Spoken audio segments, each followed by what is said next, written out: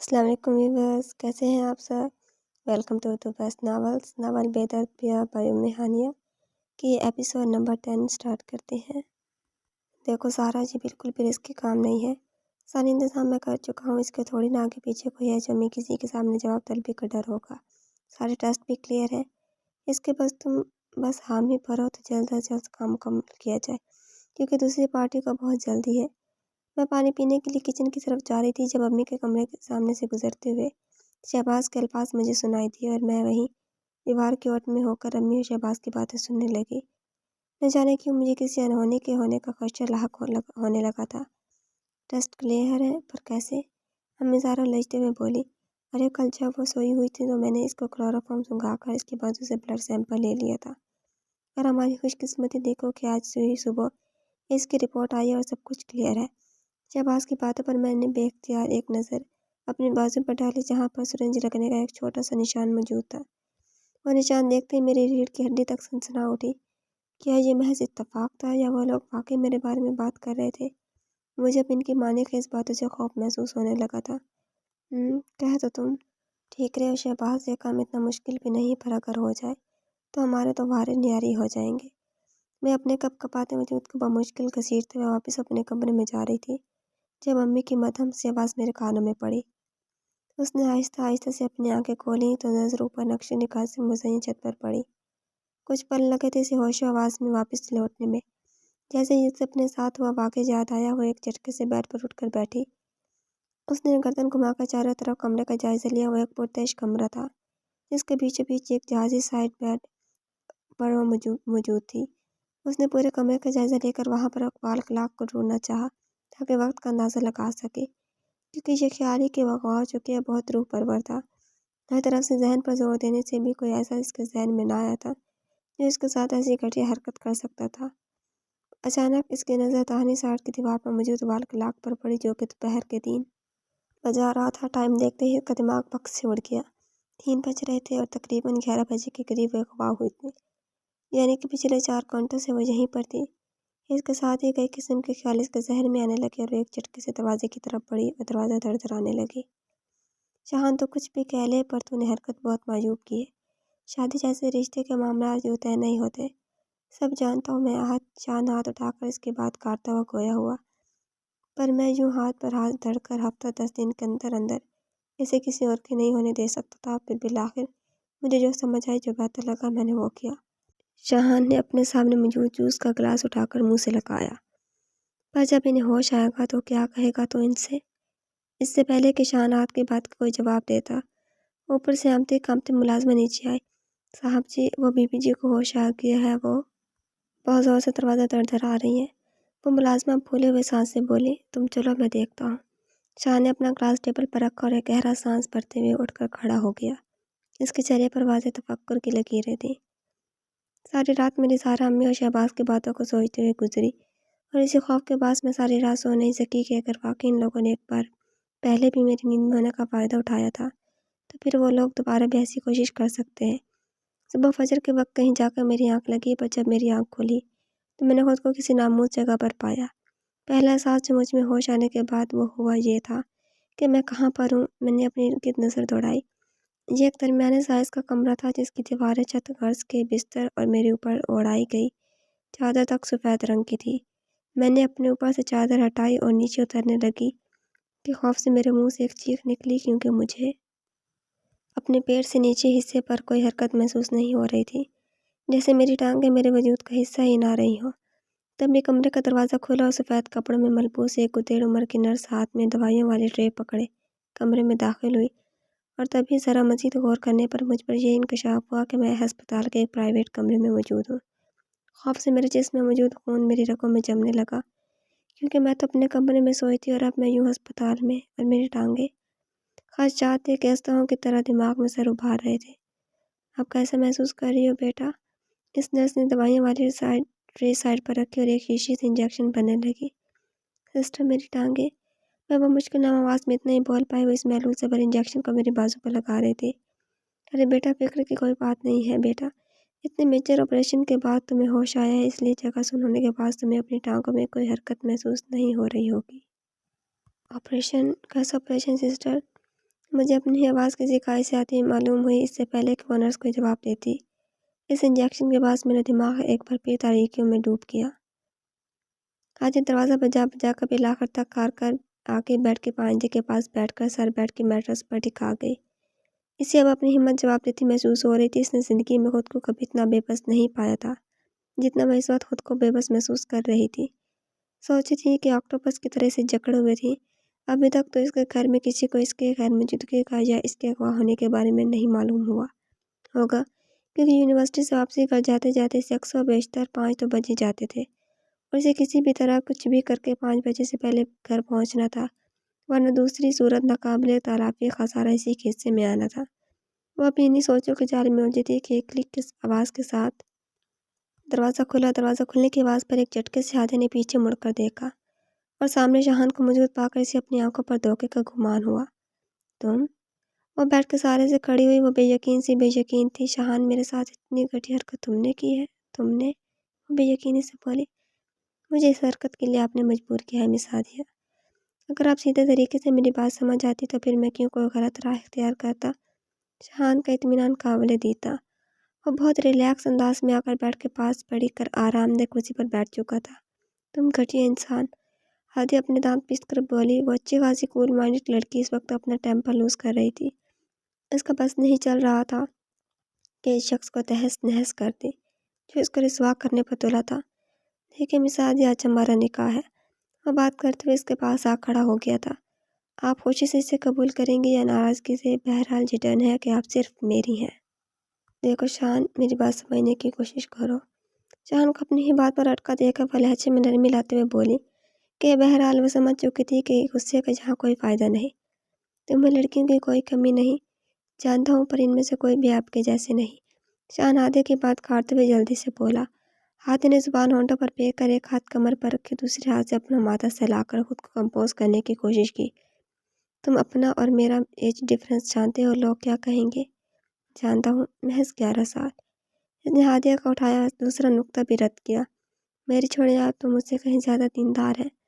تو آپ یہ بتائیں کہ ہماری آخری الزمان نبی محمد صلی اللہ علیہ وآلہ وسلم نے پہلی شادی کب اور کس سے کی تھی؟ شاہان کی بات پر ہادیہ غصے اور الجھن سے دیکھنے لگی۔ انہوں نے پہلی شادی 25 سال کی عمر میں حضرت خدیجہ سے کی تھی، جو کہ حضرت محمد سے 15 سال بڑی تھی، اور پھر ہمارا ایج ڈفرینس تو پھر بھی 11 سال کا ہے جب شریعت مجھے اس چیز کی اجازت دیتی ہے۔ تو پھر مجھے لوگوں کی کوئی پرواہ نہیں ہے، چاہے وہ کچھ بھی کہیں، کیونکہ ان کا کام محض باتیں کرنا ہی ہے۔ آج وہ بھی اپنا ہوم ورک مکمل کر کے آیا تھا۔ اس کی باتیں سن کر ہادی ایک پل کو لاجواب ہو گئی، لیکن دوسرے ہی پل اس کا غصہ پھر سے اٹھ کر آیا۔ تم بالکل غلط جگہ پر اس مثال کو فٹ کر رہے ہو۔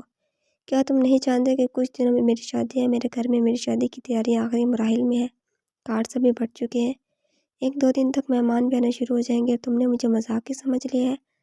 لوگوں کی باتوں سے تمہیں فرق نہیں پڑتا ہوگا شاہان، پر مجھے پڑتا ہے، کیونکہ مجھے اس معاشرے میں رہنا ہے۔ ہم لوگوں سے کٹ کر نہیں رہ سکتے، اس لیے ان کی باتیں سننی پڑتی ہیں۔ چند دن بعد میری بارات آنے والی ہے، ایسے میں تمہاری الگ ہی منطق۔ لوگ تو مجھے ہی غلط کہیں گے نا۔ میں کچھ نہیں جانتا، مجھے صرف یہ پتا ہے کہ ابھی کچھ دیر تک نکاح خواہ اور گواہ آ رہے ہیں، پھر ہمارا نکاح۔ چٹاخ! شان کے الفاظ کا گلا ہادیہ کے زوردار تھپڑ نے گھونٹا تھا۔ ہادیہ کا تو دماغ ہی گھوم گیا تھا شان کی بکواس سن کر، اور شان، وہ تو ابھی تک سکتے کسی کیفیت میں تھا۔ اسے تو یقین ہی نہیں آ رہا تھا کہ ہادی سے تھپڑ بھی مار سکتے ہیں۔ دیکھیں مس ہادیہ، چٹاخ چٹاخ! اس سے پہلے کہ وہ اپنی بات مکمل کرتا، ہادی نے مزید 2 تھپڑ اسے مارے تھے۔ شاہان کا چہرہ مارے احانت کے سرخ ہو چکا تھا۔ وہ اپنے دونوں ہاتھوں کی مٹھیوں کو زور سے نیچے ضبط کے کڑے مراحل میں تھا۔ تم کمینے ذلیل انسان! ہادی کے بس نہ چل رہا تھا کہ کیا کر گزرے۔ مس ہادیہ، آپ میرے لیے بہت قابل احترام ہیں، اس لیے میں غصے میں بھی غلطی سے کوئی ایسی حرکت یا کوئی ایسی بات آپ سے نہیں کہنا چاہتا جس کا پچھتاوا مجھے ساری عمر رہے۔ ابھی آپ غصے میں ہیں، اس لیے بہتر ہے کہ ابھی آپ ہر لحاظ سے اس رشتے کے بارے میں بیٹھ کر سوچیں۔ جب آپ کا غصہ ٹھنڈا ہو جائے گا تب ہم بات کریں گے، پر یہ بات فکس ہے کہ نکاح آپ کا میرے ساتھ ہی ہوگا۔ وہ نہایت ضبط سے بولتا واپس پلٹا تھا۔ خوش فہمی ہے یہ تمہاری کہ میں تم جیسے بدکردار زانی اور شرابی سے شادی کروں گی؟ ہادیہ بولی نہیں پنکاری تھی۔ اوکے، مرضی ہے آپ کی۔ وہ کندھے جھکاتا ہوا اس کی طرف پلٹا تھا۔ جیسا کہ میں پہلے بھی بتا چکا ہوں کہ آپ میرے لیے قابل احترام ہیں، تو آپ کی مرضی تو اولین شرط ہے۔ اس کے بغیر تو کچھ ممکن ہی نہیں۔ تو جب تک آپ اپنے آپ کو اس رشتے کے لیے آمادہ نہیں کر پاتی، آپ یہاں پر میری مہمان ہیں۔ بلکہ اس گھر کو اپنا ہی گھر سمجھیے، کھائیے پیے عیش کرے، اور اگر آپ اس رشتے کے لیے راضی ہو جائیں تو شنو کو بتا دیجیے گا، وہ آپ کا پیغام مجھ تک پہنچا دے گی۔ اور بالفرض آپ اپنے آپ کو اس رشتے کے لیے آمادہ نہ کر سکیں تو بھی کوئی مسئلہ نہیں ہے، بے فکر رہیں آپ۔ اپنی بارات کے دن تک آپ یہاں میری مہمان ہیں۔ اس کے بعد آپ واپس جا سکتی ہیں، کیونکہ پھر تب میں سب کچھ تھرو پراپر چینل کروں گا۔ تم اس سے پہلے کہ ہادی سے کچھ کہتی یا پھر اس پر جب پڑتی وہ اپنی بات کہتا وہاں سے جا چکا تھا۔ پیچھے ہادیہ وہیں اپنے سر پکڑ کر بیٹھ گئی تھی۔ ہادیہ بیٹھ کے کنارے پر نظریں اپنے ہاتھوں کی لکیروں پر ٹکائے کسی ہارے ہوئے جواری کی طرح بیٹھی تھی۔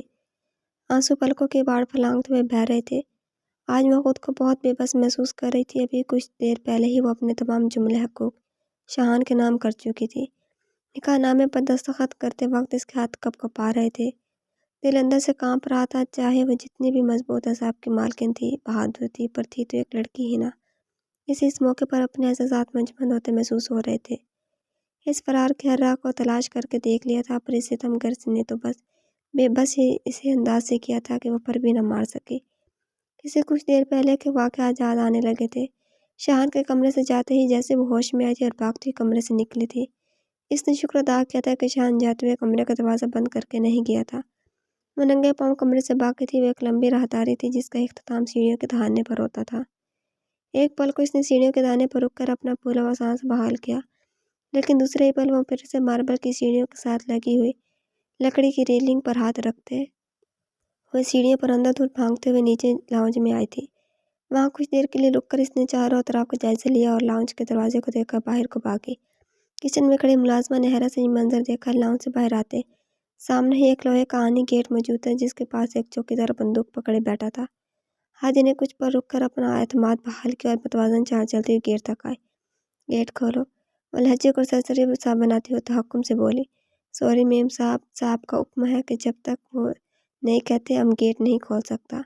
وہ چوکیدار نظریں جھکائے ہوئے بولا۔ تبھی کتوں کے بھونکنے کی آواز پر ہادی نے اپنی بائیں جانب دیکھا، جہاں تب موٹے تازے جرمن شیفرڈ اپنی زبان باہر کو لٹکائی سے دیکھ کر بھونک رہے تھے۔ وہ ان کتوں کو دیکھ کر چونک گئی۔ وہ اس چوکیدار سے لڑ سکتی تھی پر ان کتوں سے نہیں۔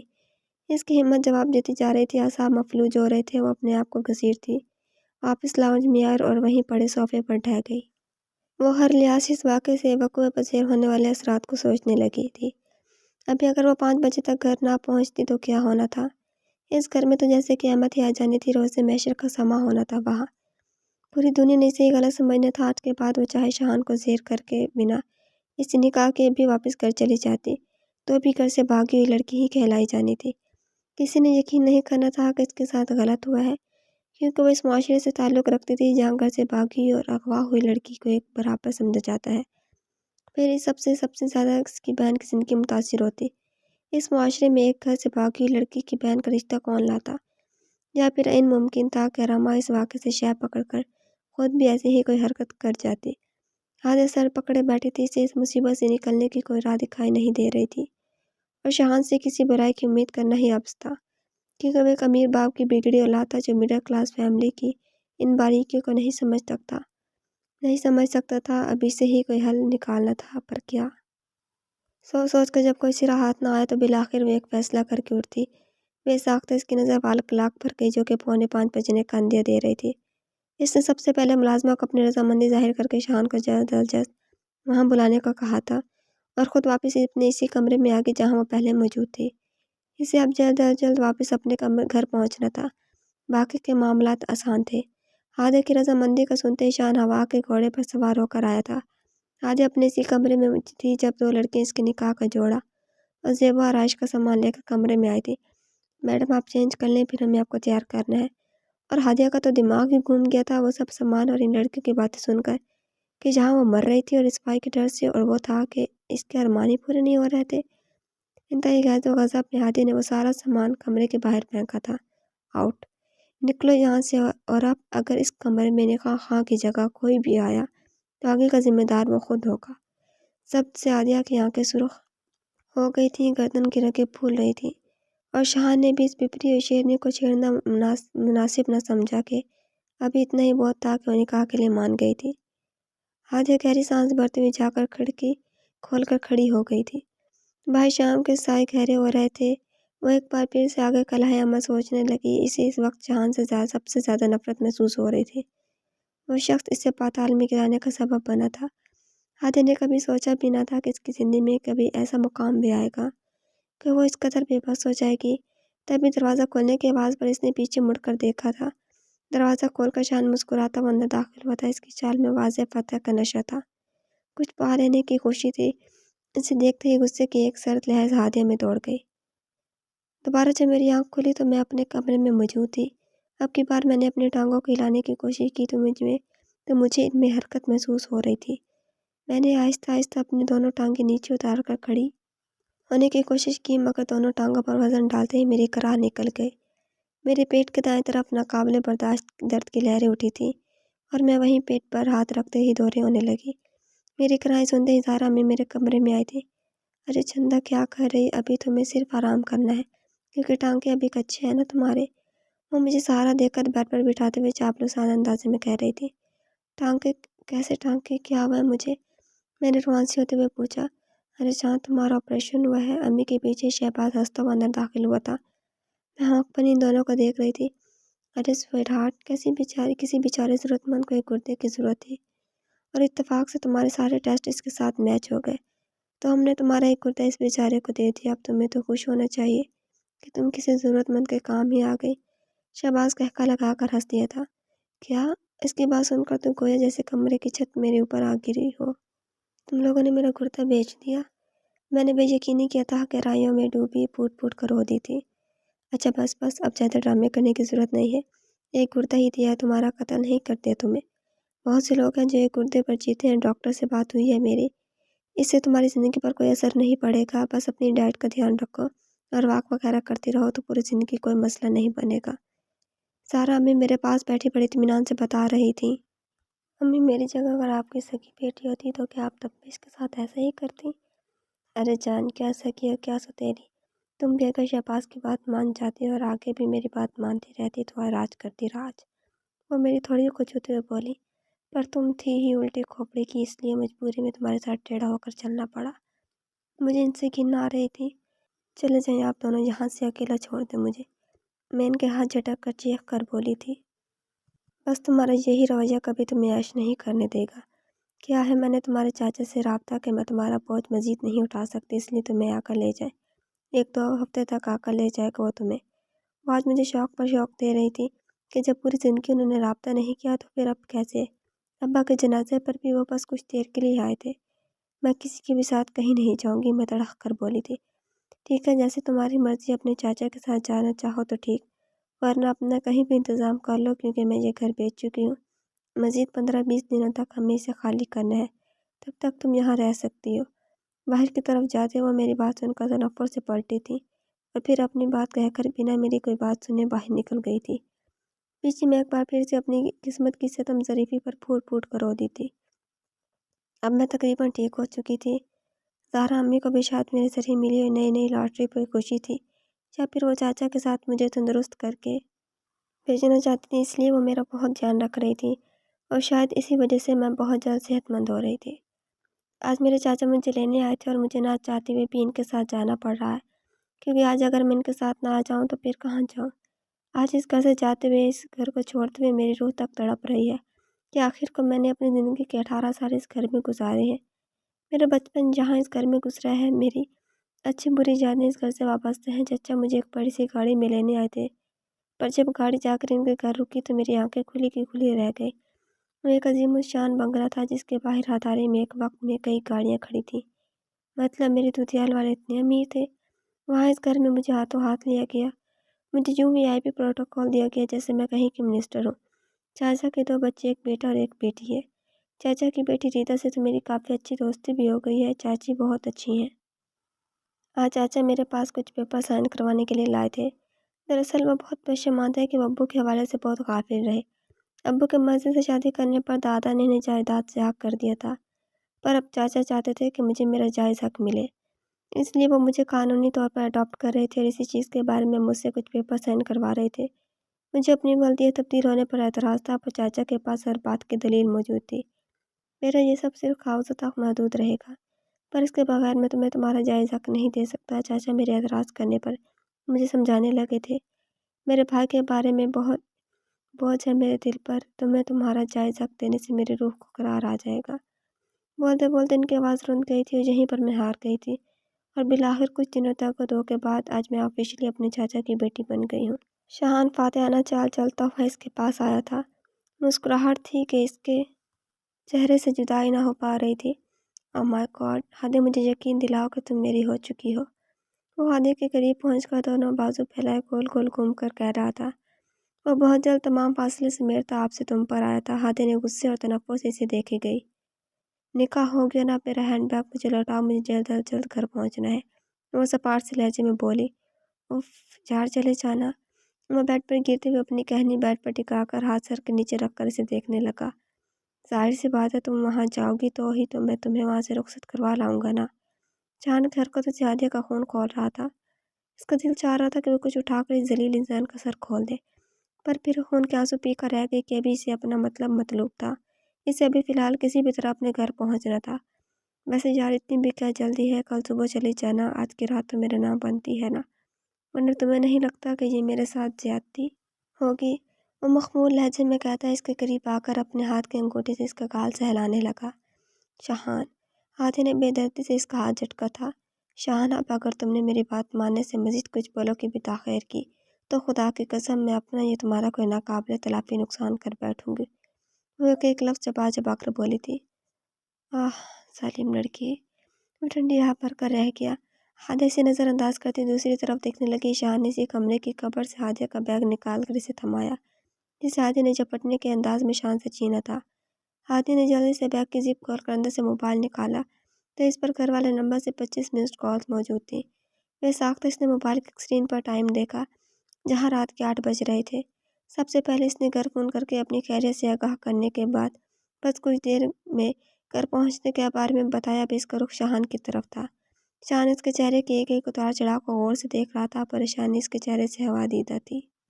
چلو میں تمہیں ڈراپ کر دوں۔ ہادی کی پریشانی دیکھ کر شاہان نے اسے مزید تنگ کرنے کا ارادہ ترک کیا اور اسے ڈراپ کرنے کی پیشکش کرنے لگا۔ بہت شکریہ تمہارا شاہان، جتنی تم نے میری مدد کرنی تھی کر چکے، تم صرف مجھے گیٹ کے باہر تک چھوڑ دو، باقی میں خود مینیج کر لوں گی۔ پتہ نہیں کیوں آج اسے بار بار غصہ آ رہا تھا اور دل چاہ رہا تھا کہ شاہان کا منہ نوچ ڈالے۔ جو حکم ملکہ عالیہ۔ وہ ایک ہاتھ سینے پر رکھ کے اس کے سامنے جھک کر کارنش میں بجا لایا۔ ہادیہ نے خونخوار نظروں سے اسے دیکھا تھا۔ نہ کرو یار، اب اتنے پیار سے بھی نہ دیکھو مجھے، ورنہ تم سے دور جانا مشکل ہو جائے گا میرے لیے۔ شرارت اس کی آنکھوں سے ٹپکتی جا رہی تھی۔ وہ بڑی مشکل سے اپنی مسکراہٹ کو روکے ہوئے تھا۔ ہادیہ سمجھ چکی تھی کہ وہ جان بوجھ کر اسے زجر کر رہا ہے، اس لیے بنا کچھ بولے چپ چاپ اس کے ساتھ چلنے لگی۔ ویسے یار، تمہیں کسی نے کبھی بتایا کہ تم غصے میں کتنی خوبصورت لگتی ہو؟ سیڑھیوں سے اترتے ہوئے شاہان نے اس کے کندھے سے کندھا ٹکرا کر کہا۔ شاہان، ہادیہ انگلی اٹھا کر خونخوار تیولی اس کی طرف مڑی۔ اچھا سوری۔ شاہان مسکراہٹ روکتا دونوں ہاتھ اوپر کرتے ہوئے سرنڈر کرنے کے انداز میں بولا۔ ایک بار پھر سے سوچ لو ہادیہ، رات ہو رہی ہے یار، اکیلی کہاں جاؤ گی، میں ڈراپ کر دیتا ہوں۔ شاہان نے سڑک کنارے کھڑے ہو کر رکشے کی تلاش میں نظریں دوڑاتے ہوئے ہادیہ سے کہا۔ وہ بنا اس کی بات کا سلی ادھر ادھر دیکھتی رہی۔ ہادیہ کا رویہ دیکھ کر بالآخر شاہان نے ایک رکشہ روک کر ہادیہ کو اس میں بٹھایا۔ اسے کبھی اپنی انگلی سے مت اتارنا ہادیہ۔ ہادیہ کو رکشے میں سوار کر کے شاہان نے جھک کر اس کے ہاتھ میں انگوٹھی پہنائی اور ساتھ ہی رکشہ چل پڑا۔ یہ احتیاطی تدابیر اس نے اس لیے کی تھی کیونکہ وہ جانتا تھا کہ وہ اگر پہلے ہادیہ کو انگوٹھی پہناتا تو ہادیہ نے وہ انگوٹھی اسی وقت اتار کر اس کے سر پر مارنی تھی۔ ہادیہ کو کسی بھی قسم کے اعتراض کا موقع دیے بغیر رکشہ چل پڑا تھا۔ ہادیہ نے اسی وقت غصے میں وہ رنگ انگلی سے اتاری تھی اور انتہائی تنفر سے وہ اسے باہر پھینکنے والی تھی۔ جب کچھ سوچتی ہوئی اس نے انگوٹھی کو اپنے پرس میں رکھ پھینک دیا۔ اس کے رکشے کے پیچھے شاہان اپنی گاڑی لے کر تب تک ان کے پیچھے آتا رہا جب تک اس رکشے والے نے ہادیہ کو بحفاظت اس کے گھر کے آگے اتار نہ دیا۔ یہ اس کا بیوی کو تحفظ دینے کا اپنا ایک انداز تھا۔ چاچا کے ہاں آ کر مجھے اس قدر اپنائیت کا احساس ملا ہے کہ لگتا ہی نہیں میں ان لوگوں سے پہلی بار مل رہی ہوں۔ زندگی اتنی بھی پرسکون ہو سکتی ہے، میں نے کبھی سوچا بھی نہ تھا۔ بس کبھی کبھار میرے گردے والی جگہ پر درد ہونے لگتی ہے تو سارا امی کو سوچ کر یہ کہا سی دل سے نکلتی ہے کہ کیا کوئی دنیا میں اتنا بھی خود غرض ہو سکتا ہے۔ میں نے اپنا معاملہ خدا پر چھوڑ دیا ہے، بے شک وہ بہتر فیصلہ کرنے والا ہے۔ आज ईदा को कोई लड़के वाले देखने आए थे, इसलिए सारा दिन बहुत मसरूफियत में गुजरा। चाची ने इन लोगों के लिए हर तरह का एहतमाम किया था। उफ निसार, तुम सोच नहीं सकते वो शख्स मुझे क्या कुछ बताकर समझा रहा था। अगर मैंने कल सुबह सही फैसला ना लिया तो वह कैसे मेरी ज़िंदगी जीवन बनाएगा, वगैरह वगैरह। 15 मिनट पर मुश्तमिल कॉल सिर्फ इन्हीं बातों पर मुश्तमिल थी। फिर तुमने क्या सोचा रिदा? सोचना क्या था निसार, तुम बस देखते जाओ मैं कल वहाँ पंचायत में क्या कमाल करती हूँ। मैं रात को रिदा के कमरे में से दूध का गिलास देने आई तो दरवाजे पर दस्तक देने से पहले मुझे इन बहन भाइयों की ये बातें सुनाई दी। मैं दरवाजे पर दस्तक देकर अंदर दाखिल हुई तो मुझे देखकर वो दोनों खामोश हो गए। तुम कल कौन सी पंचायत में जा रही हो? मैंने दूध की ट्रे साइड टेबल पर रखकर इस्तफसार किया। पंचायत? कौन सी पंचायत? मैं तो निसार से कल अपनी यूनिवर्सिटी में प्लेन वाले ड्रामे की बात कर रही थी।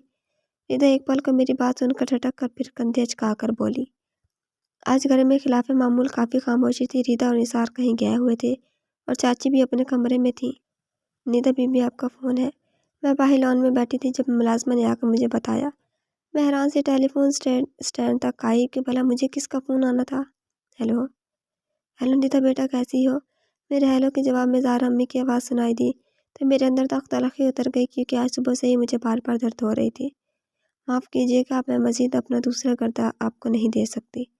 मेरे तलखी भरे जवाब के बाद उसे सक उठी थी। प्लीज़ ऐसे मत कहो निदा, मैंने तुमसे माफ़ी मांगने के लिए फ़ोन किया है बेटा।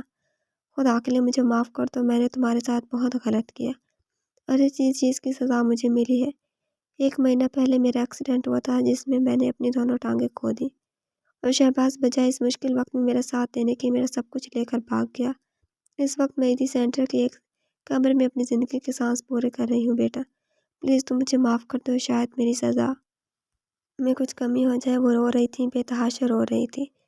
मैंने तुम्हें बेघर करना चाहा ना नीता, देखो खुदा का इंसाफ, इसने मुझे कैसे बेघर किया है। इनकी बातें सुनकर मेरे कान साए साए करने लगे थे। फ़ोन बंद होने के कितनी देर बाद भी मैं ऐसे ही खड़ी रही थी जब बाहर से रिदा ब्लैक अबाया पहने खिलखिलाती हुई निसार के साथ अंदर दाखिल हुई।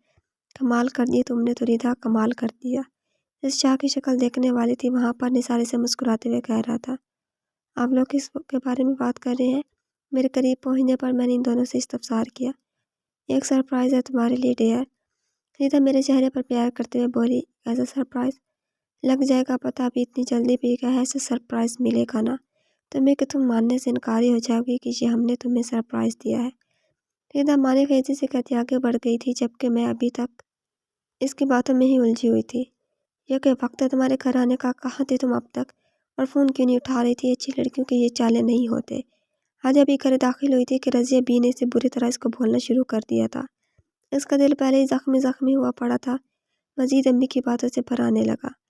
अम्मी वहाँ कुछ काम करते करते वक्त का पता ही नहीं लगा और मोबाइल भी साइलेंट था, इसलिए आपका फ़ोन आने का भी पता नहीं चला। ये अपने कामों की दोस्त तुम हम पर न चलाओ। अब 4 पैसे कमाते तो क्या रात रात भर घर से बाहर रहोगी? आदिया अपनी बात मुकम्मल करके कमरे में आ गई थी, पर पीछे से अभी तक अम्मी की आवाज़ें सुनाई दे रही थी, क्योंकि जब अम्मी को गुस्सा आता था तो फिर वो यूं ही बदलियाज हो जाया करती थी। वह कमरे का दरवाज़ा बंद करके एक बार फिर से सिसक उठी थी। कुछ देर तक अपना दिल हल्का करने के बाद इसने अपने आंसू साफ किए थे। अभी इसे किचन में जाकर देखना था कि आया इसकी गैर मौजूदगी में रात का खाना तैयार किया जा चुका था कि अभी से ये हाल खैर भी अंजाम देना था। अंदरूनी तोड़-फोड़ और ज़हनी इंतशार ने इसे अच्छा खासा थका दिया था। किचन में जाकर इसने जायज़ा लिया तो शुक्र अदा किया कि अम्मी सालन बना चुकी थी। इसे बस अब रोटियां बनानी थी। फ्रिज से आटा निकाल कर इसने जल्दी से जल्दी रोटियां बनाई और अब्बा का खाना लेकर इनके कमरे में गई। सॉरी अब्बा, मैं आज कुछ लेट हो गई। अब्बा अपने बिस्तर पर नीम दराज थे जब वो इनके पास परी तपाई पर खाना रखते हुए मुखातिब हुए। देखो बेटा, अब्बा ने इसे अपने पास ही बैठने को बोला। देखो बेटा, मैं चाहता हूँ काम में देर सवेर हो जाती है। तुम अपनी माँ की बातों का बुरा न मनाना, तुम जानती हो इसकी आदत को। बस तुम खैर खैरियत से अपने घर की हो जाओ तो मैं भी पुरसकून हो सकूँ। अब्बा इसका दिल अम्मी की तरफ से साफ कर रहे थे, पर वह खुद को पस्तियों में उतरता हुआ महसूस कर रही थी कि जब इन्हें पता चलेगा कि इनकी बेटी क्या कारनामा सर अंजाम देकर आई है तो क्या गुजरेगी इन पर। इसे अपना दिल फटता हुआ महसूस हो रहा था। मैं तुम्हें कभी माफ़ नहीं करूँगी शहान, कभी नहीं। खुद पर जब्त करते हुए वो जल्द अज जल्द अब्बा के पास से उठ गई थी। बेटा, क्या तुम्हारा सरपरस्त होने के नाते मुझे यह हक हासिल है कि मैं तुम्हारे लिए कोई फ़ैसला ले सकूं? मैं अपने कमरे में कोई किताब पढ़ रही थी जब चचा मेरे कमरे में आए और इब्तदाई चंद बातों के बाद मुझसे पूछने लगे, चचा जी अभी भला कोई पूछने की बात है? आपका हर फैसला मुझे कबूल है। शुक्रिया बेटा, आज तुमने मेरा मान रख लिया। मेरा इतने ही कहने से चचा की आंखों की रोशनी कई गुना बढ़ चुकी थी। बेटे दरअसल बात यह है कि मेरे एक बहुत करीबी दोस्त ने तुम्हारा रिश्ता अपने बेटे के लिए मांगा था, तो इतनी गहरी दोस्ती होने के नाते मैं इसे मना नहीं कर पाया और इसे इस रिश्ते के लिए हाँ कह दी। मैंने ठीक किया ना बेटा? वो अपनी बात कहकर अब मेरी ताकीद चाह रहे थे। चचा आप मेरे बड़े हैं, मेरे बारे में बेहतर जानते होंगे। मैंने नजरें झुकाकर जवाब दिया। शाबाश बेटा, मुझे तुमसे यही उम्मीद थी। दरअसल बेटा मेरे दोस्त की बीवी बहुत बीमार है, इसलिए इन्हें इसके इलाज के लिए अमेरिका लेकर जाना है, तो वो चाहते हैं कि जाने से पहले अपने बेटे की शादी कर दें। इसलिए बेटा आज से ठीक 10 दिन बाद तुम्हारा निकाह है। क्या? चाचा की बात सुनकर मैं शौक रह गई। चचा पर इतनी जल्दी? मैं महज इतना ही कह सकी, मजबूरी है बेटा, और फिर जब शादी करनी है तो फिर पहले क्या और बाद में क्या? जी, मैं महज इतना ही कह सकी। खुश रहो। वो मेरे सर पर प्यार देते हुए बाहर चले गए। आधी रात के खाने के बर्तन धोने के बाद अपना लैपटॉप और मोबाइल लेकर छत पर चली गई। अभी से अपने कल के लेक्चर्स भी तैयार करने थे, पर दिल था कि किसी चीज़ में लग ही ना रहा था। बेदिली से अपनी चेयर पर बैठते हुए लैपटॉप खोला ही था कि इसके मोबाइल की रिंगटोन बजने लगी। हाथी ने मोबाइल उठाकर देखा तो इसके माथे पर एक साथ कई बलों का इजाफा हुआ। उसने फ़ोन कॉल को इग्नोर करते हुए फ़ोन काटा, लेकिन ये क्या, वो जितनी बार भी कॉल काटती अगली बार फिर से कॉल आने लगती। आखिरकार रुकता कर आधे फ़ोन ही पावर ऑफ करने वाली थी जब मैसेज की टोन बजने पर पहले मैसेज पढ़ने लगी। मैं बिल्कुल तुम्हारे घर के सामने खड़ा हूँ, फ़ोन उठाओ वरना अगले 2 मिनटों में मैं तुम्हारे पास होऊंगा। आफ्टर ऑल अब तो मुझे इस घर में दाखिल होने का लीगली परमिट हासिल है। मैसेज पढ़ते ही बेख्तियार हादिया छत की मुंडेर तक गई, जहाँ से बाहर का मंजर साफ दिखाई दे रहा था। या अल्लाह, ये शख्स मेरे किस गुनाह की सज़ा है। वो बेबसी से वापस पलटी थी तभी एक बार फिर से इसका मोबाइल बज उठा था। इसने ना चाहते हुए भी कॉल पिक की कि इसका सर फिरे, इसे किसी चीज़ की तवक्को की जा सकती थी। बको, क्या तकलीफ़ है तुम्हें जो तुम्हें सुकून लेने नहीं दे रही? फ़ोन उठाते ही वो फट पड़ी थी। अरे, इतने दिलनशीं लहजे में बात करोगी तो बंदा कैसे फिदा नहीं होगा। वैसे तुम खुद समझदार हो, शादी की पहली रात और बीवी पास ना हो तो बंदा कैसे सुकून से रह सकता है, बताओ भला। जालिम लड़की, खुद तो मुझे पर जुल्म के पहाड़ तोड़ाई और अब भी मेरी तकलीफ़ ही पूछ रही हो, तो मैं मुझ पर ज़रा तरस नहीं आ रहा। बस बकवास करने में ही पीएचडी कर रखी है तुमने। कुदांत कचकचा कर बोली। अरे नहीं ज़िंदगी, पीएचडी तो और भी बहुत सी चीज़ों में कर रखी है मैंने। तुम ज़रा करीब आओ तो बताओ। बस कर दो शान, खुदा के लिए बस कर दो। आखिर किस मिट्टी के बने हो तुम, क्यों मुझे इस कदर दुख दे रहे हो? तब से खुद पर जब्त करते बिलाखिर इसके सामने जब्त खो गई थी। यहाँ मेरी जान सूली पर लटकी हुई है और तुम्हें मस्तियाँ सूझ रही हैं। ऐसी तो राह पर ला खड़ा गया है तुमने मुझे कि ना मैं आगे बढ़ सकती हूँ और ना ही पीछे पलट सकती हूँ। मैं अब्बा का सामना नहीं कर पा रही कि जब इन्हें असलियत पता चलेगी तो क्या बनेगा। मैं कैसे दुनिया का सामना करूँगी? क्या करूँ, कुछ समझ नहीं आ रहा। शादी से मना करूँ तो कैसे, क्या कहूँ, किस वजह से इन शादी से कुछ दिन पहले मैं मना कर रही हूँ। ना मना करूँ तो बारात मेरे दरवाजे पर पहुँच जाएगी और मैं तो निकाह पर निकाह भी नहीं कर सकती। काश कि मुझे मौत आ जाए।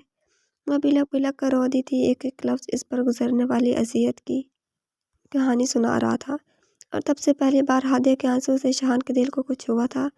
मैं नहीं देख सकता था इस लड़की को ऐसी हालत में। हादिया आज पूरे 2 दिन बाद यूनिवर्सिटी आई थी। इस वाक़े ने इसके असाब पर इस कदर असर डाला था कि इस जैसी मजबूत असाब की लड़की भी 2 दिन तक बुखार में पकती रही थी। ठीक 3 दिन बाद इसकी बारात थी, आज जिसे मायूं बिठाया जाना था और वो आज मेरे मैरिज लीव के लिए ही यूनिवर्सिटी आई थी। पर अब वो शशोपन में मुब्तला थी कि क्या इसे छुट्टी लेनी चाहिए या नहीं। इसने जितना इस मसले पर सोचा था, जितना इस मसले का हल निकालने की कोशिश की थी, इतना ही नाकाम रही थी।